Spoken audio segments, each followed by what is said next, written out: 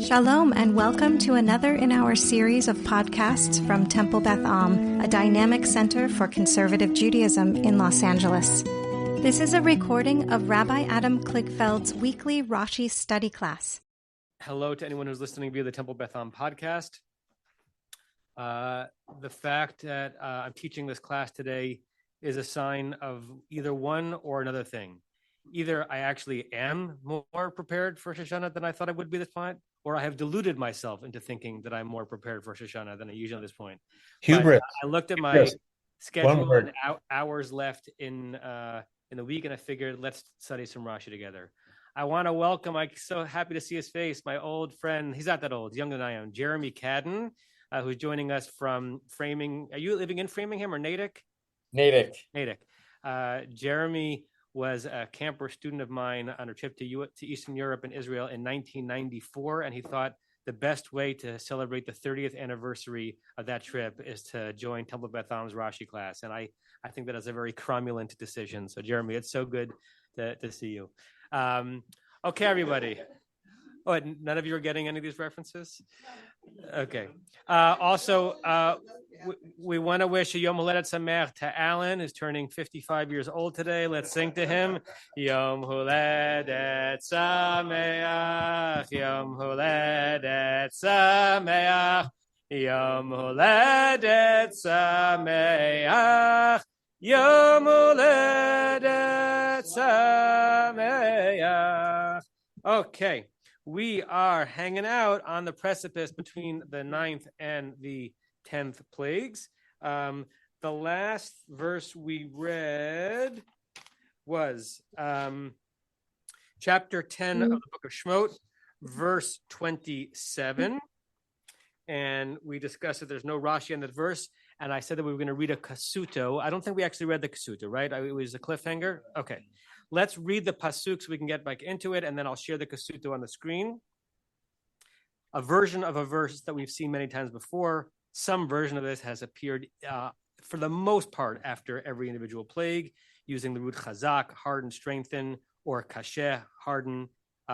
Sometimes God has been the subject of the verb. Sometimes it seems to be a passive verb, that is something that's happening to Paro passively. But we have another verb that we had not seen before, by Adonai lev Paro, that God hardened, strengthened, encrusted Pharaoh's heart, velo ava l'shalcham, and God did not blank to send them. And we discussed how ava is something like to agree or consent.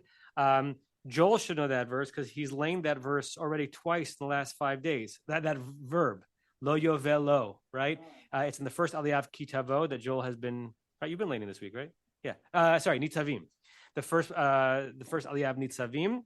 It's the same root, and it's not a very common root, but it's not a hapax legomenon, so it's okay that we can know what that word means, even if you don't know what the word hapax legomenon means. It means appearing only once in the Bible in Greek.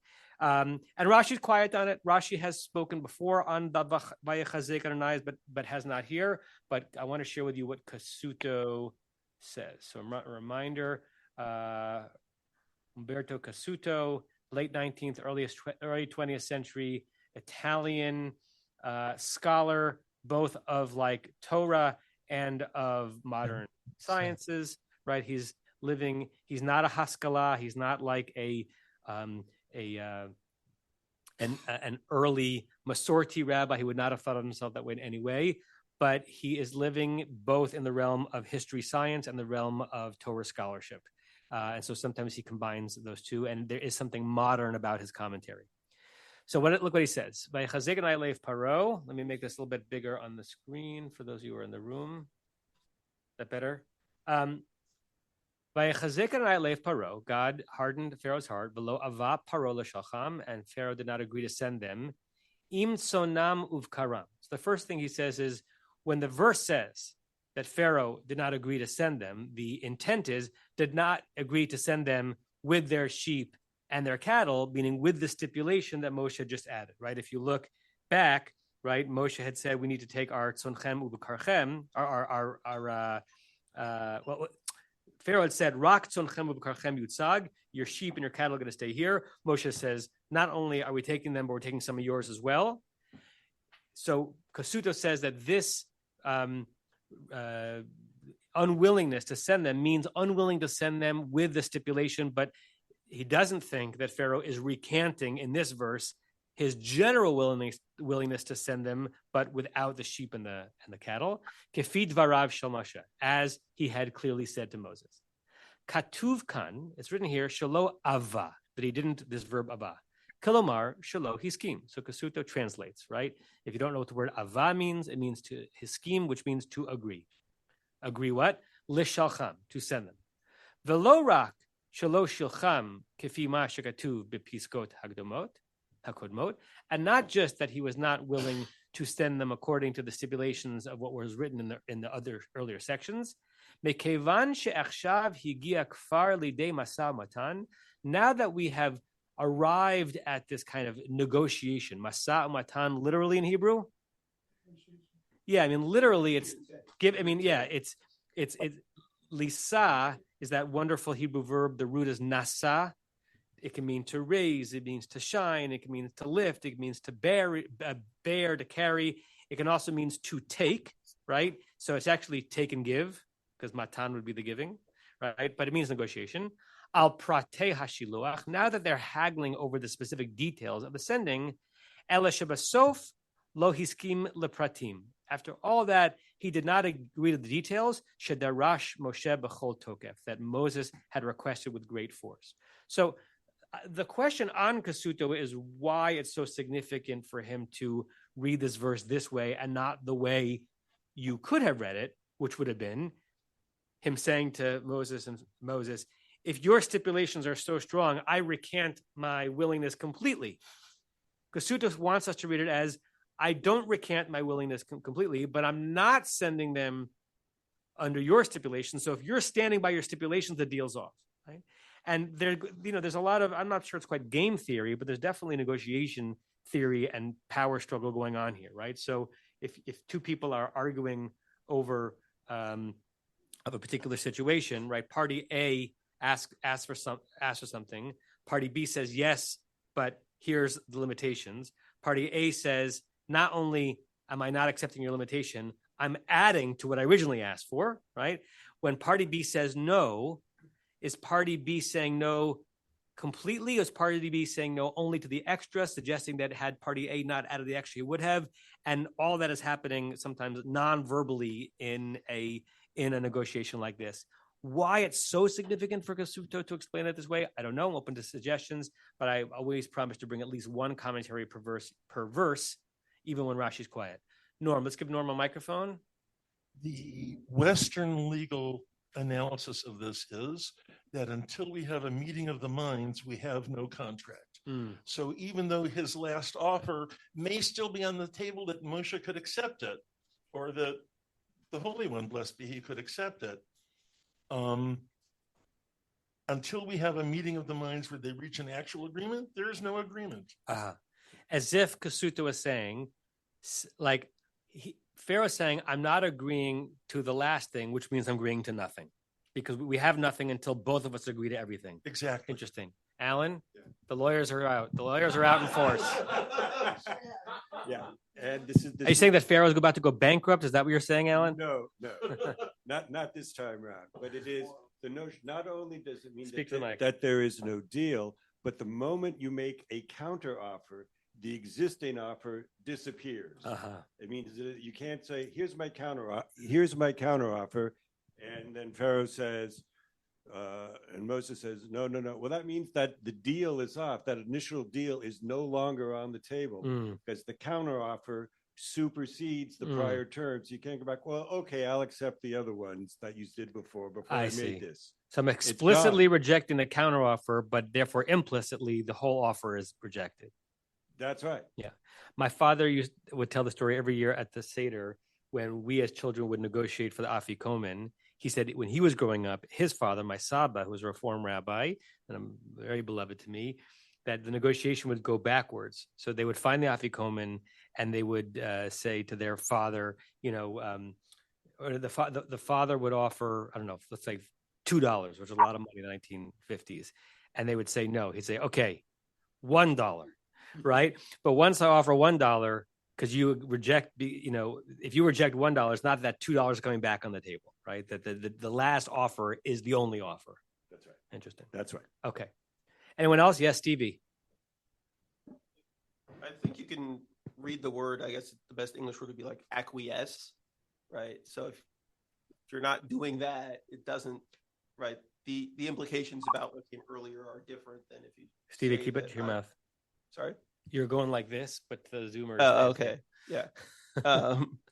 Then if you're not willing to acquiesce to the last request, that's perhaps just a different word than saying, I'm done. Yeah. Yeah. Good.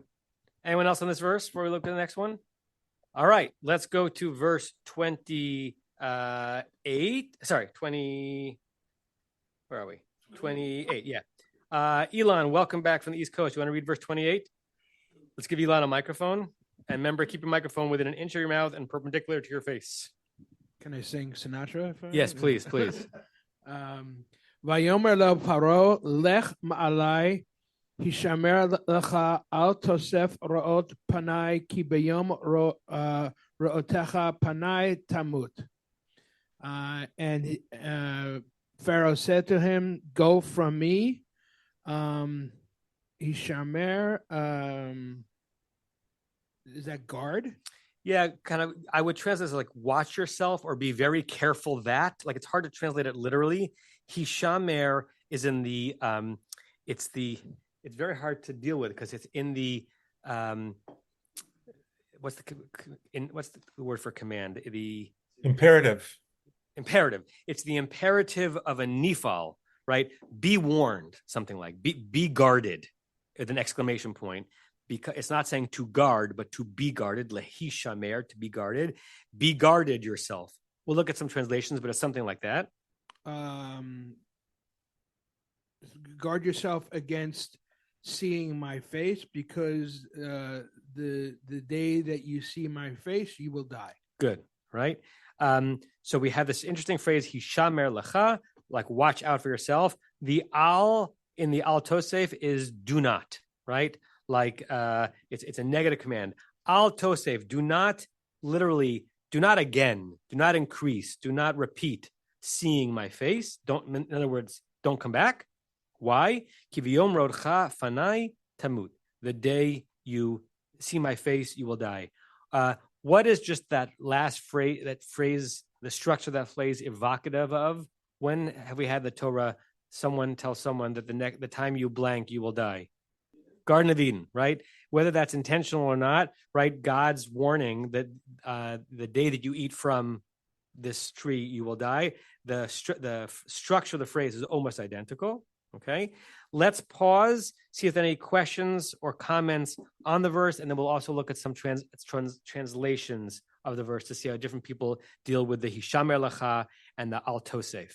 Thoughts or comments, questions? Elon, and then Joel. Well, it just strikes me that Pharaoh has learned nothing. He's not even trying to bluff. He's like, just get out of here. If I see you again, you'll die. In other words, I will kill you. There's no lessons learned. I mean, it's amazing how Pharaoh as a character has not even taken negative lessons from it. He's taken no lessons. He's very static. Yeah, there's no burgeoning humility. It seems like every time there's a chizuk lev, a strengthening the heart, Pharaoh goes right back to where Pharaoh had always been without there being any progression, understanding that he's about to lose a very, very bad fight. Or even being proactive. Listen, clearly I'm losing this thing. I'm going to just kill you now. It's almost like Pharaoh as Bond villain, right? Like, why not just kill him? Why prolong it? Yeah, and in terms of Inyana Diyoma headlines, right? I mean, saber rattling, I'm all of us are obviously thinking what's going on right now in the north of Israel, and not just the north of Israel, the center of Israel, right? To respond to threat and bluster with more threat and bluster, hoping that this is going to be the one that's going to subdue the enemy. It doesn't always work, or it rarely works, right? It rarely works that if you come back with if you respond to the latest increase of force with more force, it's not necessarily the case that the other side's going to learn their lesson, as we're seeing, right? As we see all the time. But it's not even with the response of force. It's the response of a threat of force, Correct. Which is even emptier. Right. Joel and then Barry. I thought you were going somewhere else with that language, because to me it was evocative of God saying, "Anybody who sees my face will die." So in essence, Pharaoh he thinks of himself as a god.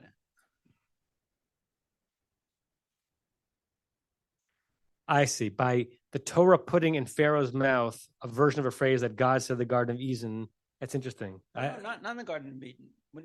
On Har Sinai, he says, "Anybody who sees my face will die." Got it. Interesting. Well, the Ein Mukdamu Muchar b'Torah. Yeah. That you're not on my level. Even if you see my face, you'll die. Interesting. Barry.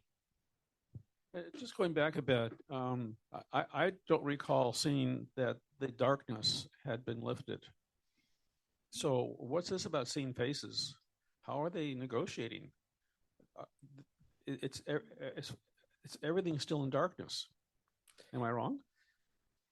Darkness lasted 3 days. It's Right. the only plague. Which, Rachel, if you're going to speak, you need a microphone because it's not fair to people on Zoom.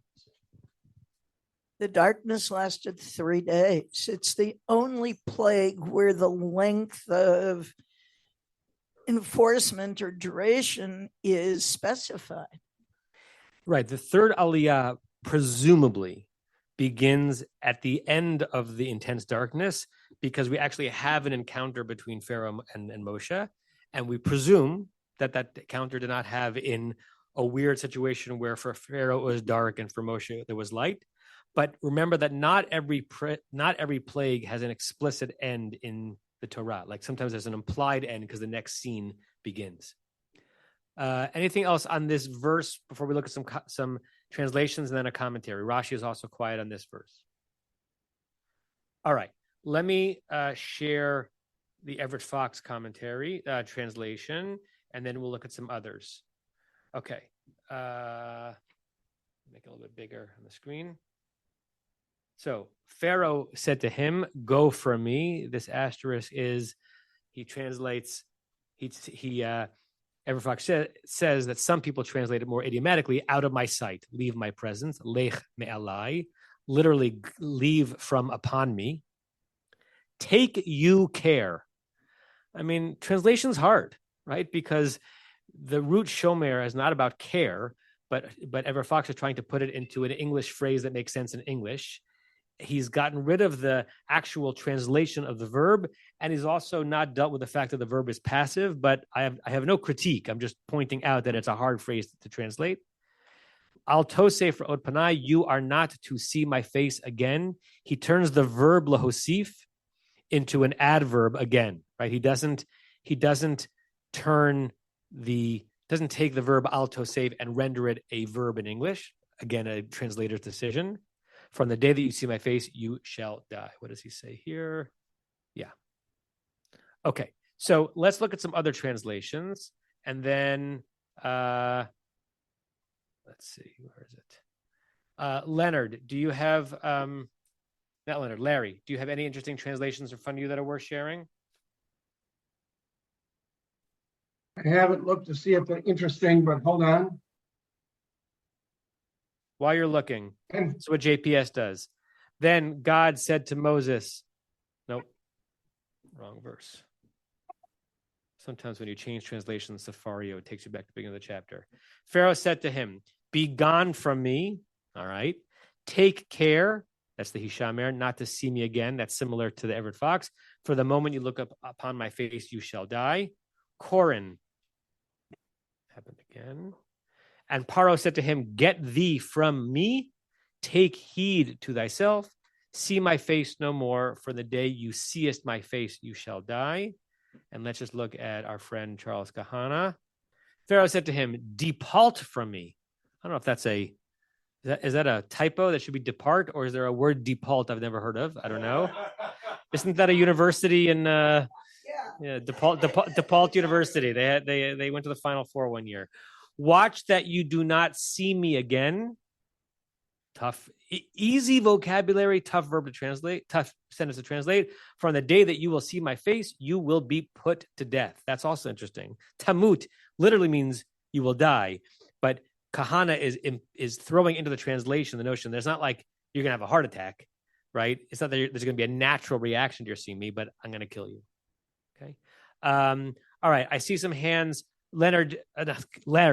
Did you find anything worth sharing on yours? And then we'll look at Renee and Rick. Well, I'll share it, and then you can tell me if it's interesting. Okay. Kaplan's Ari Kaplan says, "Leave," in quotes, "leave my presence," said Pharaoh to brackets Moses. "Don't dare see my face again. Don't dare." Interesting. Okay. The day you appear before me, you will die. That was Arya Kaplan? Yeah. Okay. And how about Alter? Alter says, and Pharaoh said to him, "Go away from me. Watch yourself. Period. Do not again see my face, for on the day you see my face, you shall die." Yeah. None of the translations are as literal as we're used to, which means that all of the translators seem to think that translating this literally does damage to the verse. The only way of explaining it, right? No one deals with the hishamer and the passive, be guarded, because that sounds weird in English too. Every time we look at this stuff, it's a reminder of just how complicated it is to translate a single verse. Okay, Renee and then Rick. Saperstein translated it as Pharaoh said to him, "Go from me, beware. Do not see my face anymore, for on the day you see my face, you shall die." Okay, beware. Rick? Hi.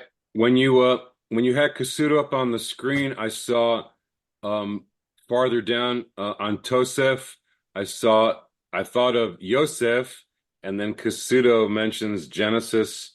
So I got out my Rashi from Genesis to see what that was, but I didn't get the verse. I think it was chapter 43. If you could put up that screen that you had before.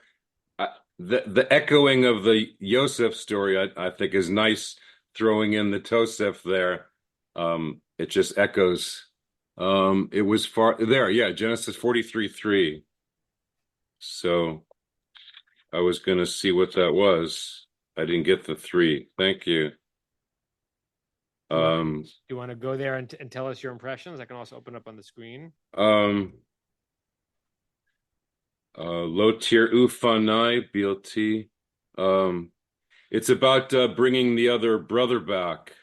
Right. It's when Judah reports back to Jacob why they have to bring Benjamin, because Yosef, interesting, Yosef and Al-Tosef, had said to him in the role of vizier to Pharaoh, "Don't come back. If you come back to me, ra'ot panai, and see my face, without your brother, Ichem, then there's no, and you're going to die." It's just he's connecting the notion of ra'ot panecha, a viewing of a face. It's a less explicit threat when Judah reports the threat back to Jacob.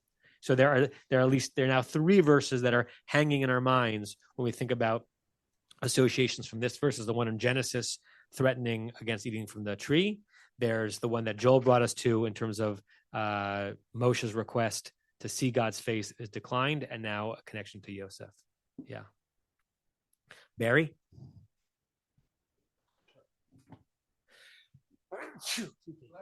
Give me a napkin, please.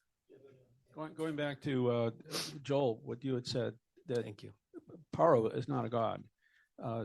God said, "If you see my face, you'll die," because not by anybody killing them, they just die. And we've had a number of instances of that happening. But with Paro, you will be killed, not that you automatically will die. Right, depending on how we read that, right? The words mean you will die. It was Kahana who said what the Torah means when it says you will die is you're going to die at my hands. Okay, Rashi is quiet in this. Oh, Norm, yeah. Give the microphone. I think we should try and look at this from Pharaoh's point of view. Pharaoh, we're looking at this and saying Pharaoh is intransigent. He always goes back to his initial position, which is true. But Pharaoh looks at it as he's been making the last few plagues ever more generous offers. And a basic principle of negotiations, in my opinion, is you cannot negotiate with yourself. You cannot simply make an offer and increase it, because the other side will sense the weakness and will just remain intransigent. And he feels he's been making ever more generous offers, and they've continually been. You got to speak into the mic. I'm sorry. He feels he's been making ever more generous offers, and they've continually been absolutely rejected. And he's frustrated and upset, and he decides just to put an end to this. It's not going anyplace. Yeah. And he may be right about that. Yeah. As it turns out, he is. Yeah. The first rule we learn about fundraising in rabbinical school is that once you make the request for whatever you're asking for, stop talking. Right? Don't resolve the quiet by saying, well, if that's too much, then how about, right? Because then you're negotiating against yourself, right? So if I'm ever in that situation with you and I'm quiet, you'll know why. I just gave the store away. Yes. I'm just more concerned about that there's a course in the. Why are you concerned? Of course, there's a course. Yeah, it's not. It's a skill. Yeah, yeah. It's most of rabbinical school is fundraising, and then there's a little bit of Mishnah at the end. Okay, Leonard.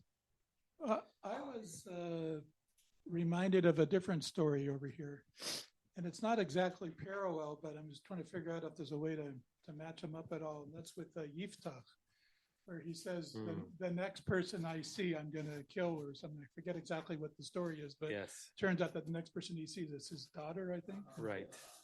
So I don't know what the connection there is, but that's what I was thinking of in this story. Yeah. I mean, it shows you there are a lot of moments in Torah and Tanakh where there's this like looming threat of something awful will happen if something happens. If something happens, then something worse will happen after that.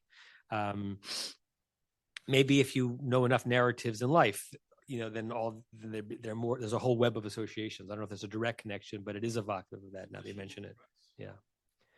Okay, Rashi is quiet in this verse. I'm going to share the screen. We're going to read a commentary by the Netziv, Rabbi Naftali Tzvi Yehuda Berlin. Also, his commentary called the Ha'amek Davar. We've looked at him occasionally.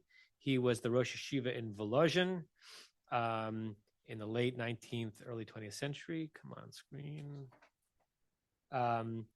And it's a really, usually very clear commentary to read. Okay. On the word tamut, right? We've been discussing, you're going to, does this mean you're going to die or I'm going to kill you? He asks a great question. I like his question more than I like his answer. Kashe. This is strange. This is hard. The Harei Yada Paro. Doesn't Pharaoh already know she'ein bi'ado lahargo, that he doesn't have the power to kill him? Like what all this bluster, all this bravado to say I'm going to kill you? Ve'ilo haya bi'ado. Had Pharaoh had the power to kill Moshe, kfar harago, he would have killed him. Why now? Right? If Pharaoh knows that he could just end Moshe with a thumbs down, like an emperor's thumbs down, wouldn't he have done it after the second plague, third plague?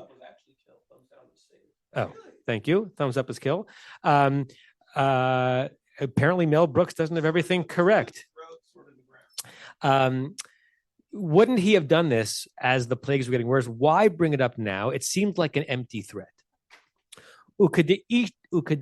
Ita b'Shemot Rabbah. And like it says in Shemot Rabbah, which is the classic Agadic midrash on the book of Exodus, Parak Tet, 9th chapter. Kshahaya Moshe Yotze. Let's actually read it in the original. So this is the midrash he's referring to. Okay. Make this bigger. It's in the middle of a long conversation, so we're picking up mid-thread. Devar acher, another interpretation of something. Lama amar lahem neish shel tanin. Why was there some reference to the miracle of the serpent? Lafisha paro nidme litanin, because Pharaoh can be likened to a serpent. Shene'amar, as it says from from Yechezkel, hatanim hagadol harovetz betochi orav, that there's this prophecy by God referring to the great serpent, Hatanim Hagadol, that crawls in the middle of his rivers.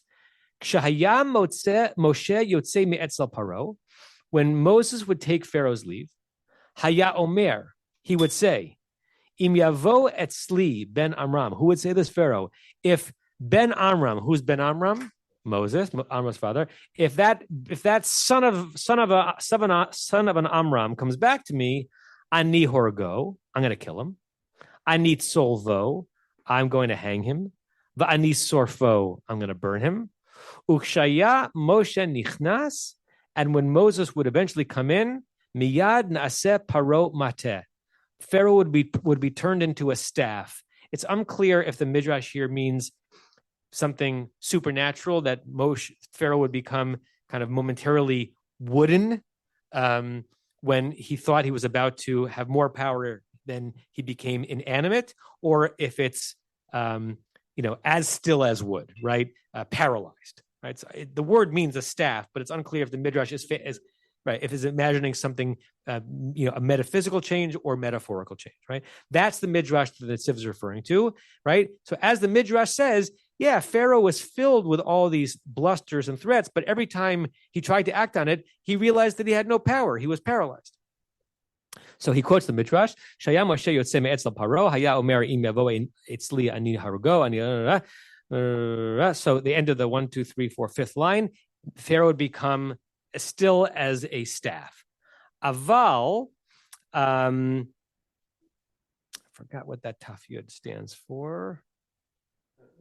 I knew it and then I forgot it. So just in some collection, Bi'er she'amar she'yimsor oto l'rish'ei Yisrael sherotzim lahargo.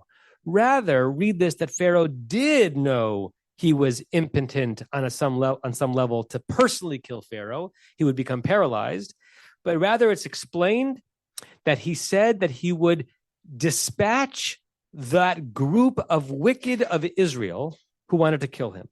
So the Netziv is linking to a midrash that says that not all the Israelites were pro-Moses. Do you remember there was an earlier midrash we looked at that says that it was one of the reasons for the extension of the darkness was so that God would have a chance to kill off the evil Israelites who were not on Moses' side, which begs the question, if God had already done that during the darkness, are anything even still alive to take Moses? But there were these vigilante Israelites, excuse me. And so the Netziv says that's the reference here. If you come back again, you're going to die. And Pharaoh says, Moshe, you might be thinking that I should already know that I can't kill you because I turn into wood every time I try to, but I have another way. I have some vigilantes that I'm going to send and kill you. Vehu lo yada me esek hadavar shahaya boto sha'ab Yisrael. What I think this sentence literally means he, meaning Pharaoh, did not know about the esek hadavar, the thing that took place in that moment in Israel. And I think that's Netziv's oblique reference to the midrash we looked at last week or 2 weeks before, that the wicked ones of Israel had been annihilated by God during the 3 days of darkness, which means that Pharaoh still thinks he's got insiders amongst the Israelites to kill Moses. He doesn't realize there are none left. Va'ad kol lo amar kazot. He had not said something like this up until now. Sheksavur shekmo shehu Elohim alav kamo kain hu b'Yisrael aval misha'ash amru hashluchim likro lo levado behema yidabru imo. Essentially, he did not get to this level before because he was wondering whether or not he had the power and if Moses could withstand that. So this is a long way of saying that I think the Netziv is trying to resolve a couple of things. First of all, he might be weighing into that question about, does tamut mean you're gonna have an accident, right? As opposed to, I'm going to kill you, because it can't mean I'm going to kill you because Pharaoh should already know that he doesn't have the power to kill him. And it's also an awakening in this idea that even at this point in the story, Moses does not have the full support of the very people he's trying to free, which I think is an interesting window into, it's a good humility lesson for leaders, right? Not everyone's behind you. Barry, let's give Barry a microphone. I think the Rosh Teva is Talmud Yerushalmi. Great, thank you. Talmud Yerushalmi. Okay, Barry. It sort of brings up that all who left were not necessarily pro Moshe. There were a lot of rabble involved, which caused trouble. Yeah, there's a lot of rabble, and some of them, moved to Los Angeles and joined Temple Beth. No, I'm just kidding. Okay. Okay. Yes, Rebecca. Rabble. My acronym lists Targum Yerushalmi, but also Targum Yonatan. I think it's Targum Yonatan. I remember that rings a bell. As soon as it said Talmud Yerushalmi, I wasn't sure. Yes, it's in the general Targum translation that you and I look at together is Onkelos. That's the most intact Aramaic Targum from that era. There's also something called Targum Yonatan, which is less complete. And yes, in Targum Yonatan's translation of this verse, it kind of inserts this notion, because every once in a while those Targumim were doing mostly translation and some commentary. Okay, that was the Netziv on verse 28. Any remaining thoughts, comments, questions? Dare we get another verse in? We dare, we dare. All right. Let's see. Whom have we not heard from? Sue, do you want to read verse 29? Sure. 29. Oh, Matt, your question before in the chat, were you making a joke, or were you not sure that, or I had said, yes, I had said the two words per verse, but I did not mean per verse. I couldn't tell if your comment, if you knew that and you were just, winking at me. But no, I didn't mean it was per verse. We've already wasted too many words on it. We've already wasted too many words on this question. I retract the comment. You can't retract it. Okay, Sue. Read it in the modern Marlon. Are you looking at the chats? I thought that Pharaoh should be go. I can't do Marlon Brando, but I think it's one of those threats. Get out of here. An offer. I never want to see you again. You'll die the next time I see you. Okay, just read. Okay. Vayomer Moshe, Ken dibarta, lo osif od reot panecha. And Moshe said, thus you have spoken. I have no plans to see you again. Good. Ever. So it's so interesting. You translated the Cain as thus. Let's hang out in that Cain word, because the Cain is an interesting word, and it's the engine of the comment we're going to read. Okay. Like, in modern Hebrew, Cain means yes. What else could Cain mean, or what else do you associate Cain meaning in the Torah? Ken Yehiratzon. What does the Cain in Ken Yehiratzon mean? Thus. It's more than thus. Thus my thus. Right. It's sort of like it's a thus married to an assent. Right. There's definitely a positive valence to it. Right. Mm-hmm. Surely, it almost seems like an endorsement. Right. Which is why it gets transmuted into the word yes. Right. When we think of it now, Rick, your hand is up. Genesis, Vayichen, and it was so. And it was so. Right. So, and it was so, which doesn't seem to be just pointing out like an ontology, like this was this, but it was so exactly as God had said it would be. Right. Right. There wasn't any argument about it. Didn't need a committee to say light was good. Yeah. Right. Right. Okay. So there are a lot of possibilities as to what Moses was saying. So given that, let's go not around the table, but who wants to give, your own interpretation or thought as to what the feeling is behind Moses's response, the tone of voice, as it were? Moshe, Pharaoh, what he said as a threat to Moshe. He's threatening Moshe, if you show up here again, we're putting you to death.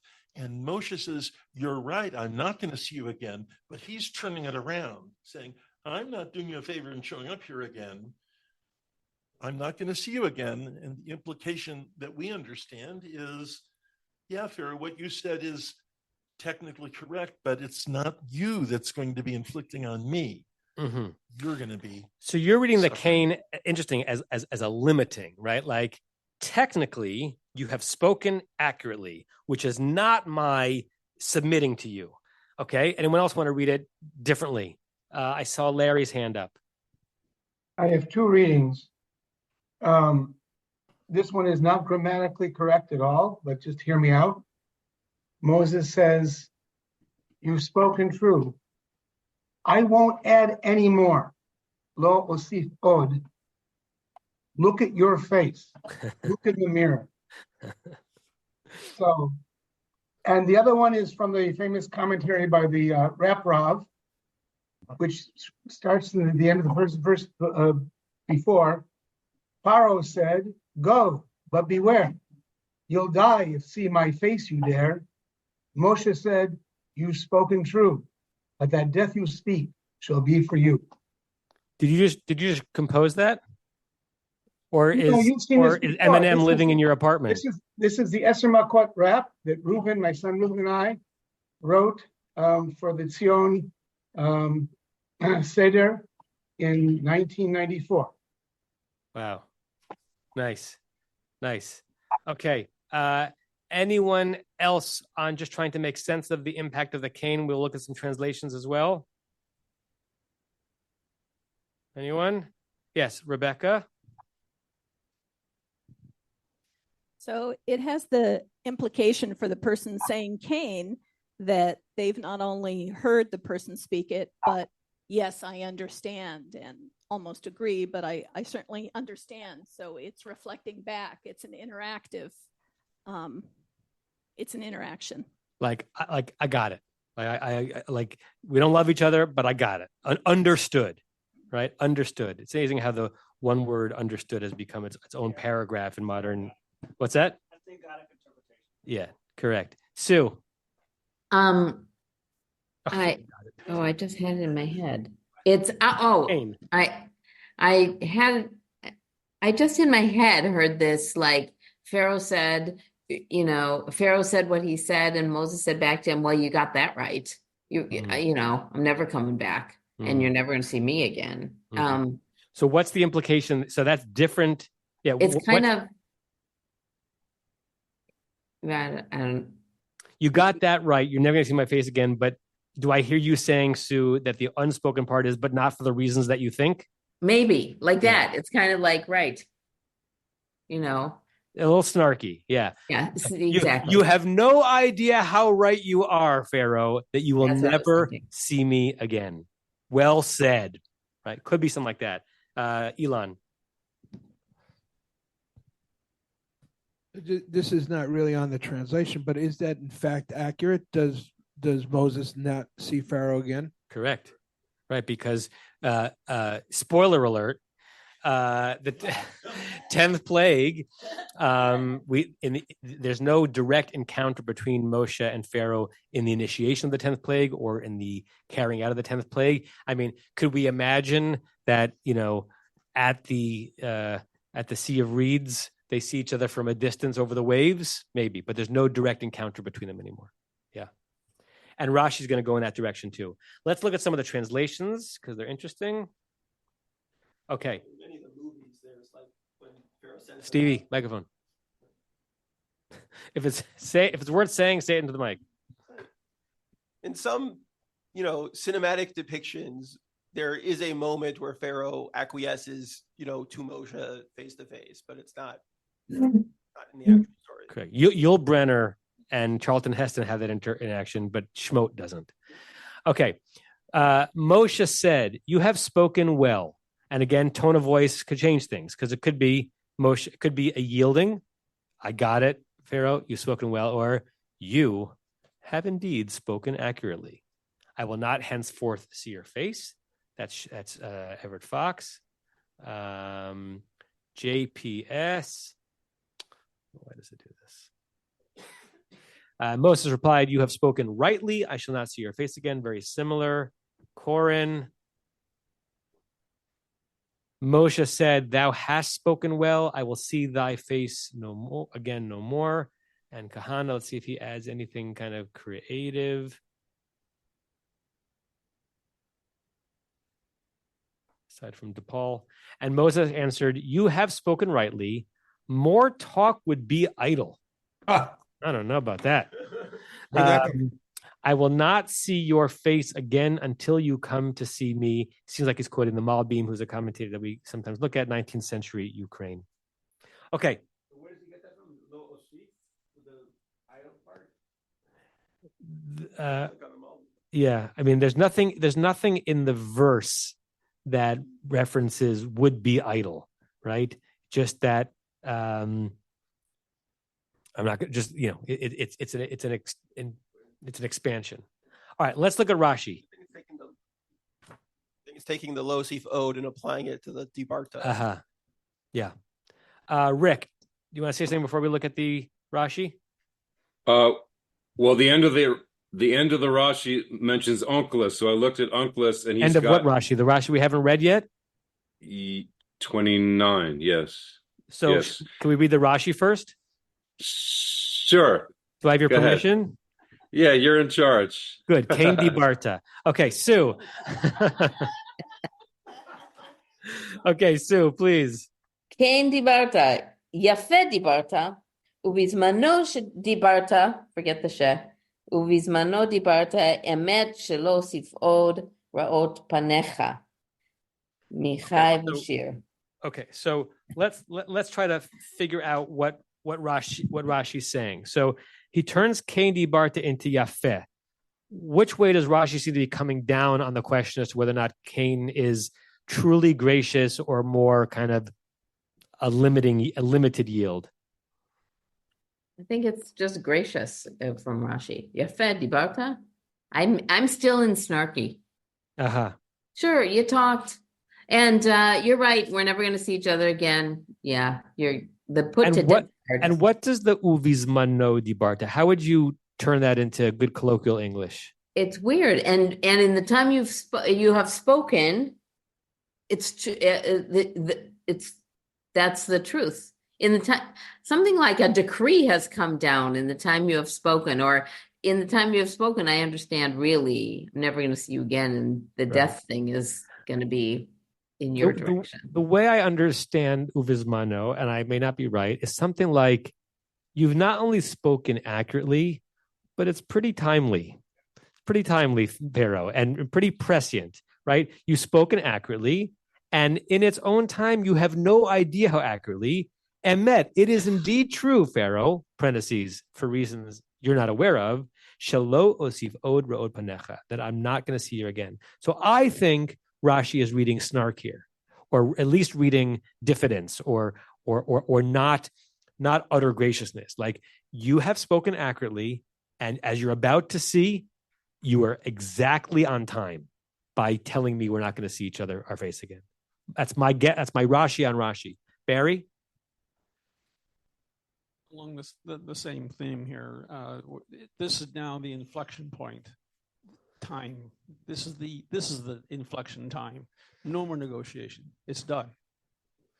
Yeah, and there's the super commentary Rashi which connects this Cain to a very important Cain, at least in my family's life. I pull it up. What's he talking about? The daughters of Tzlofchad, one of whom was named Noah. So this is an important verse in our family. By the way, a lot of Noahs in the world, not a lot of Choglas. It's been a lot Choglas. It's been a long time since I officiated at a Simchat Bat and said her name should be known in Israel as Chogla. But she was one of the five. Right? No love for Chogla or Milcah. Milcah maybe. So when Moses brings to God the petition from the daughters of Tzlofchad, who said, our dad died in the desert and left no male heirs, and therefore we have no inheritance. And then really the petition, they're really claiming on their father's behalf. It's not as entirely modern as the egalitarian as you might think. It's mostly that we don't want our father's share of the land to dissipate completely. Shouldn't we get some of it in our name? Moses brings the petition to God, and God says, Cain benot slochad dovrot, right? They have spoken Cain. The super commentary says in that verse, God is not praising them.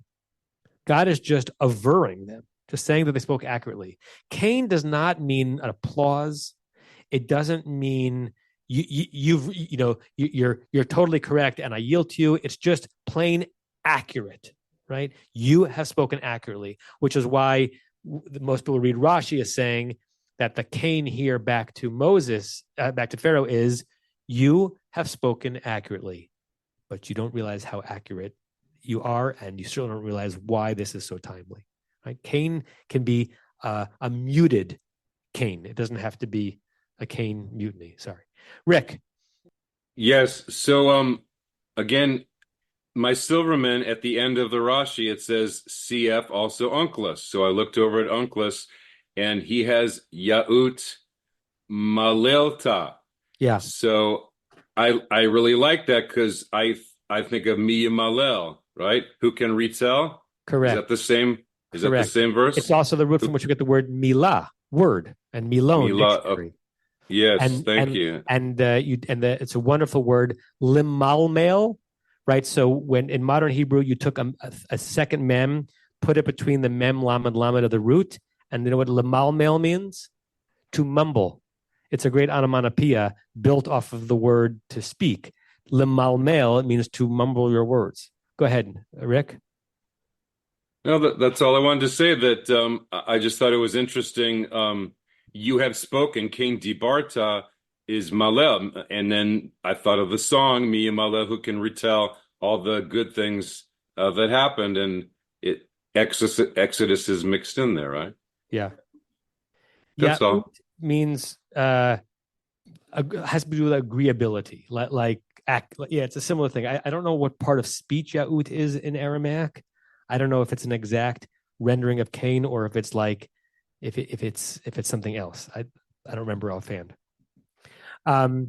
Okay, it's a good place to end because we finished a Rashi. We're still in the middle of an Aliyah, but we finished a chapter. We finished the 10th chapter of the book of Shemot. I will update. Well, let me ask you this: by show of hands in the room and on Zoom, if I'm available a week from today, Erev Rosh Hashanah, how many people are available to learn? All the people in the room are the Zoomer. I'm saying if I will let people know by Erev Shabbat if I'm going to teach on Wednesday, a week from today. If so, it'll be here. If not, Leonard, you're available to teach on Zoom? Okay. I will let you know in advance. Bobby, are you raising your hand to let me know you're available, or are you raising your hand to say something? I assume it's to let you know you'd be theoretically available. Okay. All right, everyone. Have a good day. Yes, Leonard. Microphone. Yaud apparently is used in Hebrew as well. Post-biblical Hebrew, meaning befitting or proper. Yeah, there's a word yeotu. I can't remember what the context is in the Torah. Yeah, I knew it has to do with something like agreeability, befitting is probably right. All right, everyone, have a good Wednesday. Good to see you, Jeremy. Kol Tuv, early Shabbat Shalom, Gmar Chatima Tova. You have been listening to another in our series of podcasts from Temple Beth Am, a dynamic center for conservative Judaism in Los Angeles. If you enjoy these podcasts, we invite you to write a review on the Apple Podcast site or wherever you get your podcasts. For more information about Temple Beth Am Los Angeles, go to tbala.org.